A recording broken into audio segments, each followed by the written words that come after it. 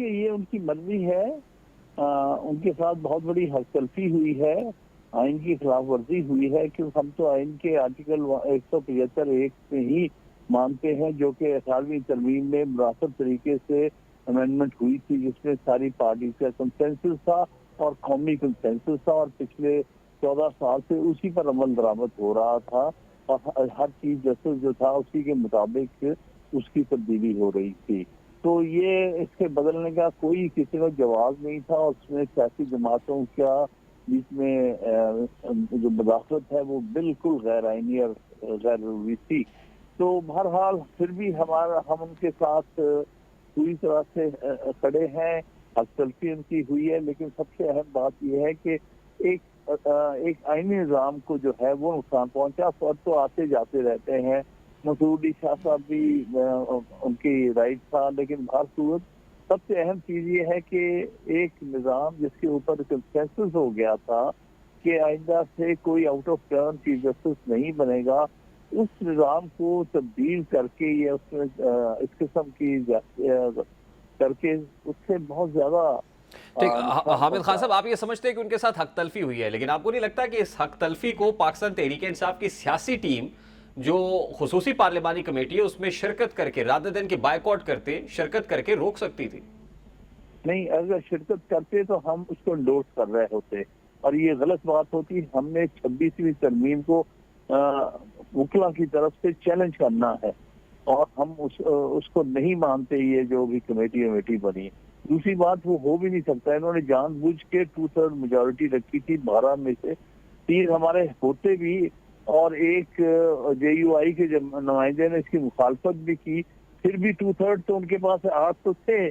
तो इसलिए ये तो एक बेकार किस्म का अमल था, जिसका हमें हिस्सा बन के सिर्फ नहीं सर, अपने खबर पर यह भी है कि बदनामी लेनी। पाकिस्तान पीपल्स पार्टी भी यही चाहती थी, और अभी बिलावल भुट्टो साहब ने जो एक बैन अल-अक़वामी टीवी को इंटरव्यू दिया उसमें वो कहा कि वो तो ये समझते थे कि जस्टिस मंसूर अली शाह को चीफ जस्टिस होना चाहिए, तो हो सकता है कि पीपल्स पार्टी इसमें सपोर्ट करती। दूसरी चीज ये है सर, उनके जो सेनेटर्स थे वो कहाँ पर थे जब ये फैसला हुआ? उन्होंने इसके लिए वोट डाला तभी हुआ ना। तो इसलिए किसी के झूठ बोलने से बात छुपी तो नहीं रहती ना। सबको पता है कि इन्होंने जो है इसमें विक्टिमाइज किया है मंसूर अली शाह को। लेकिन सर आपके जो कंसर्न्स हैं पीटीआई के, वो रिकॉर्ड पे आ सकते थे इस कमेटी में, अगर जो भी आपके स्टेटमेंट्स होते वो कम से कम रिकॉर्ड का हिस्सा बन सकते थे शिरकत से। हम रिकॉर्ड का हिस्सा बने हुए हैं। अभी जो बात मैं कर रहा हूँ रिकॉर्ड पे कर रहा हूँ, PTI की तरफ से कर रहा हूँ। तो सर इसलिए ये बेकार चीज है। उसमें हिस्सा ना लेके हमने रिकॉर्ड पर आए हैं कि हम इसको कबूल नहीं करते। देखिए, अब पाकिस्तान तहरीक इंसाफ को लेकर यह तासुर उभर रहा है कि पार्लियामान की खुसूसी कमेटी में आप नहीं गए, फिर आपने 26वीं आईनी तरमीम को पार्लियामान के अंदर उस तरह से रेजिस्ट नहीं किया या एहतजाज नहीं किया जैसे पीटीआई कर सकती थी, तो असल में और फिर आज बुशरा बीबी की रिहाई भी हो गई, तो ये असल में बिल्डअप हो रहा था किसी डील के लिए। जी नहीं, डील वील कोई नहीं है।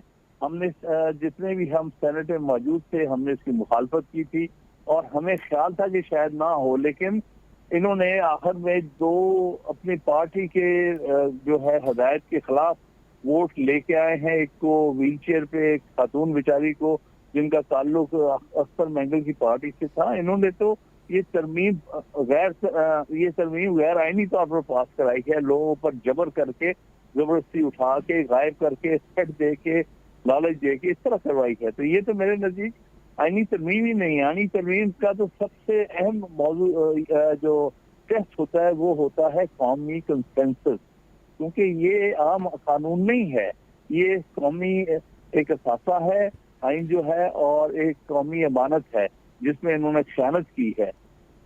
तो सर 26वीं आईनी तरमीम को आप सुप्रीम कोर्ट में चैलेंज करने का इरादा रखते हैं? अभी तो आईनी बेंच नहीं बना, और तो आपको लगता, और फिर मंसूर अली शाह साहब के कंसर्न्स भी आज आ गए, आपको हाँ। क्या देख रहे हैं आप, कैसे टेकअप होगी आपकी ये पिटीशन अगर आप इसके अगेंस्ट जाएंगे, और फिर देखिए, कौन सुन रहा ये होगा वक्त के साथ आपके सामने सारे मामला आ जाएंगे इंशाअल्लाह ताला। बिल्कुल हम समझते हैं, कोई हम आईनी बेंच जिस अंदाज से बनाने की कोशिश हो रही है उसको नहीं मानेंगे, ना ही हम कहेंगे कि ये सुनने का मजाज है, क्योंकि ये 26वीं तरमीम की पैदावार है। 26वीं तरमीम की हर पैदावार को हम रिजेक्ट करते हैं। तो सर एक तरफ तो आप इस तरमीम को रिजेक्ट कर रहे हैं, दूसरी तरफ इसी कोर्ट में उसी बेंच के सामने इस पिटीशन को रखेंगे? उस बेंच के सामने ही रखेंगे, हम सारी फुल कोर्ट के सामने रखेंगे। तो आपको लगता है इस पे फुल कोर्ट बन जाएगा? बनना चाहिए, और रास्ता ही कोई नहीं, क्योंकि इस किस्म के जितनी भी मामला हैं हमेशा फुल कोर्ट में सुने गए। तो सर मामला अदालत में ही हल हो जाएगा या सड़कों पे आना पड़ेगा? देखिए, हर ऑप्शन तहरीक में ओपन रखा जाता है और हर ऑप्शन हम ओपन रखेंगे। तो आपको लगता है लीगल जो फ्रेटर्निटी है वो यूनाइटेड है इस मामले के ऊपर? क्योंकि हम ये देखते हैं कि जो लीगल विंग्स हैं वो भी बहुत सारे पॉलिटिकल विंग्स बने हुए हैं, जो लीगल बार्स इवन सही जो आप उनके कहते हैं नुमाइंदे। कि कुछ जो है उन्होंने ये अपने ऑफिस को मिस यूज करके अपने मफादात की खातिर जो वकला की इज्तिमाई सोच है उसको बिट्रे किया है। ये बात आपके सामने इंशाल्लाह 29 तारीख को सुप्रीम कोर्ट बार का इलेक्शन होने जा रहा है।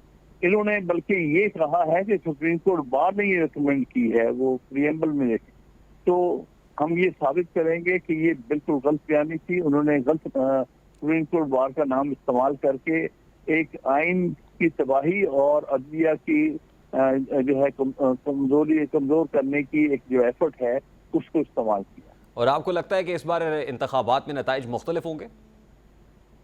ये आपके सामने आ जाएंगे इंशाल्लाह ताला 29 को, क्योंकि मुझे यकीन है कि पाकिस्तान भर के वकला जो है वो इसको मुस्तरद करेंगे। ये वर्चुअली 26वीं तरमीम पर ये समझिएगा एक किस्म का रेफरेंडम होने जा रहा हूँ। बहुत बहुत शुक्रिया हामिद खान।